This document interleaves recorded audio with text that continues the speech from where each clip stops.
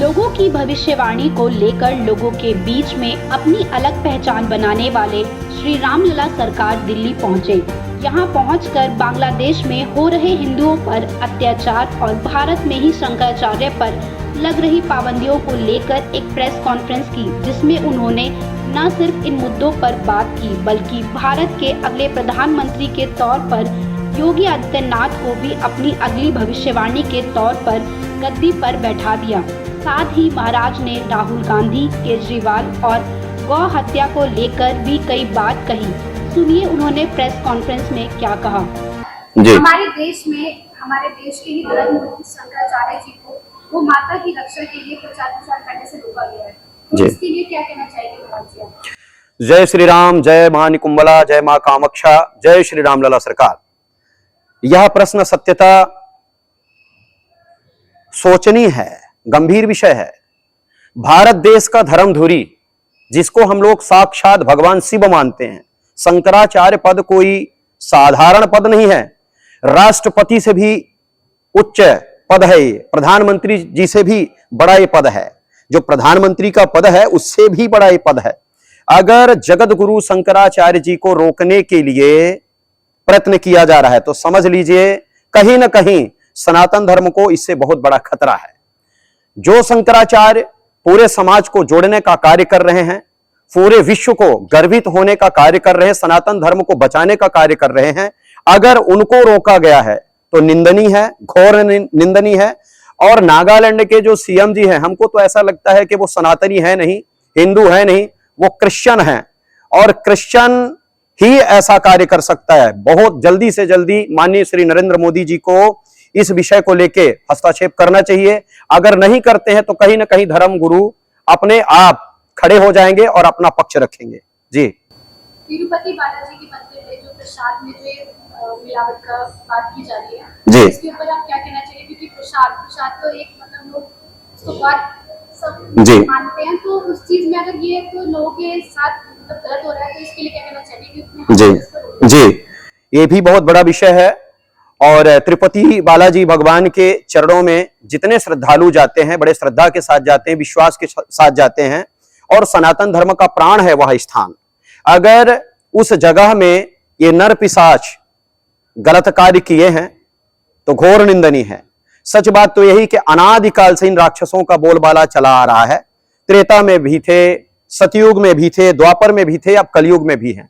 इनके वजह से कहीं ना कहीं सनातन धर्म थोड़ा कुंठित तो होता है और सनातन धर्म इनके वजह से बदनाम भी होता है। लेकिन एक बात को लेकर इनको सोचना चाहिए, जिस प्रकार सूर्य को तुक्ष बादल लेश मात्र किंचित मात्र बाधित नहीं कर सकता, ठीक उसी प्रकार इनका प्रयत्न सनातन धर्म को बाधित नहीं कर सकता। सनातन धर्म अगाध है, विशाल है।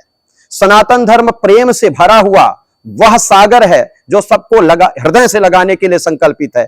लेकिन अगर कोई सनातन धर्म को बदनाम करने के लिए खड़ा होगा, संकल्प लेगा, तो कहीं ना कहीं उसका विनाश निश्चित है। जो यह कार्य किए हैं वो न तो सनातनी है न हिंदू हैं, वो पूर्णतः क्रिश्चियन हैं। उन लोगों को समझ जाना चाहिए कि तुक्ष दीपक सूर्य को चैलेंज नहीं दे सकता है, इसलिए वो दीपक हैं। हमारा सनातन धर्म सूर्य है।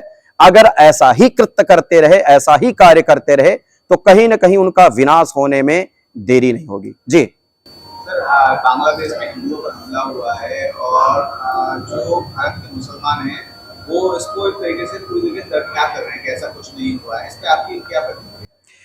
देखिए, जो बांग्लादेश में हुआ वो हमारे देश में भी हुआ है, कश्मीर में हुआ हमारे देश में ही हुआ है।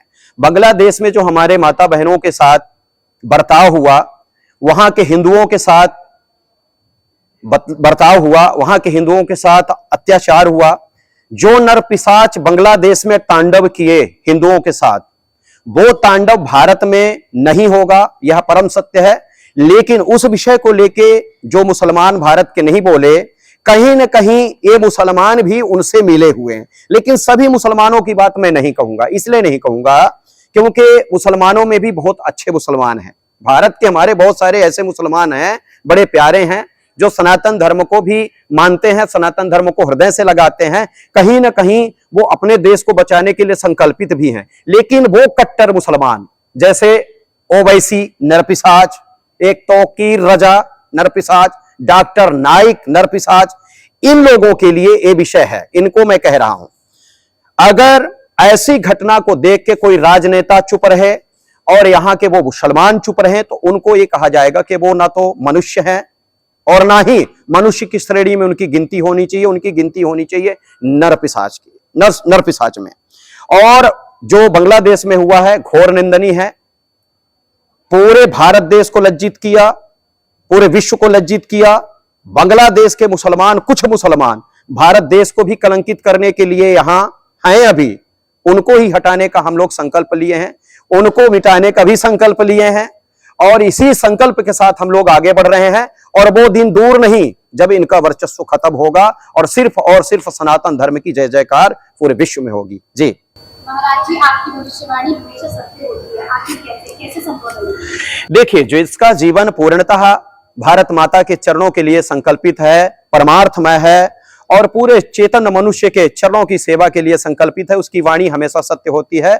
मैं तो राम जी के चरणों में अपने मस्तक को रख के, संकल्प को रख के कुछ भी बोल देता हूं, वो पूर्ण हो जाते ही भगवान की कृपा से होता है, भगवान के चरणों की कृपा से होता है। जी, जो गौ माता में जो अत्याचार बढ़ रहे हैं उसको कैसे रोका जा सकता है और आपका क्या? बहुत सुंदर आपका प्रश्न है। यह प्रश्न राष्ट्रहित में है।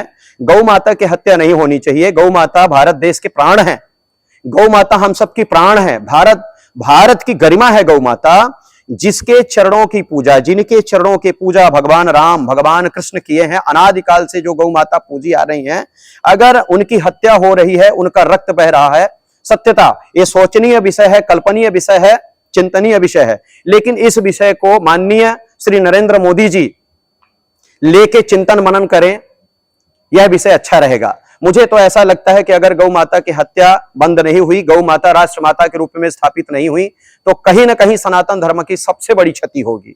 और इस विषय को लेके बहुत जल्दी संकल्प लेना होगा कि गौ माता का वध रुके। गौ माता के वध के लिए 172 बूचड़ खाने चल रहे हैं, जिनमें हजारों लाखों गौ माता कट रही हैं और इन राजनेताओं के संज्ञान में है, ज्ञान में है, इनके दृष्टि में है, इनके श्रवण से सुनाई दे रहा है कि ऐसा हो रहा है, लेकिन सोए हुए हैं। ये दुर्भाग्य का विषय है। इनको बहुत जल्दी से जल्दी जगना पड़ेगा और गौ माता की हत्या को रोकना पड़ेगा। गौ माता की हत्या रुकी तो समझ लेना पूरे विश्व में राम राज की स्थापना होगी। अगर हत्या नहीं रुकी तो कहीं ना कहीं दिक्कत होगी, सनातन धर्म कुंठित होगा, कष्टित होगा, सनातन धर्म को लेके परेशानी होगी।